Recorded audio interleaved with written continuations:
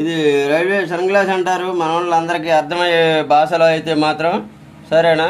తర్వాత ఇది edge beading, ఈ బీడింగ్ వచ్చేసి ఈ విధంగా ఫిట్టింగ్ ఇచ్చాము. అలా ఇచ్చిన తర్వాత ఇలాగా ఒక టేబుల్లో తయారు చేసాం. దీని కాస్ట్ వచ్చేసేటప్పటికి 2000 రూపాయలు పడుద్ది. అయితే మనకి అవుట్లైన్ ఇక్కడ మనిషి ఎక్కినా కూడా మీకు ఇబ్బంది లేకుండా ఉండే విధంగా స్టాండర్డ్గా తయారైంది.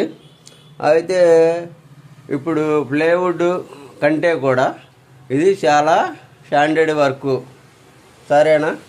ఇలాంటివి టెక్నికల్గా మనం చేయాల్సిన వర్కులు ఉన్నాయి. అయితే ఇది తడిసిన పాడవదు, కింద పడినా ఇబ్బంది ఉండదు. కింద రబ్బర్ బ్రష్ చేస్తే ఆ సౌండ్ కూడా రాదు. నేనేంటంటే సరదాగా చేశాను, మన వాళ్ళందరికీ చూపిద్దామని, సరేనా. ఇక ప్లేవుడ్, సన్ గ్లాసు, గమ్ము అంటించడం, కూలీ ఇవన్నీ చూసుకుంటే చాలా అయ్యిద్ది. ఇది చీప్ అండ్ బెస్ట్లో స్టాండర్డ్గా ఇచ్చింది.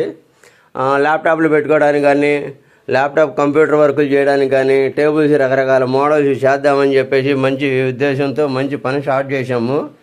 ఎవరికన్నా కావాలంటే సంప్రదించండి. మంచి మంచి ఆలోచనలతో, మంచి ఐడియాలతో మనం ముందుకెళ్ళి ఈ పనులు చేసుకుందాం, ఓకేనా.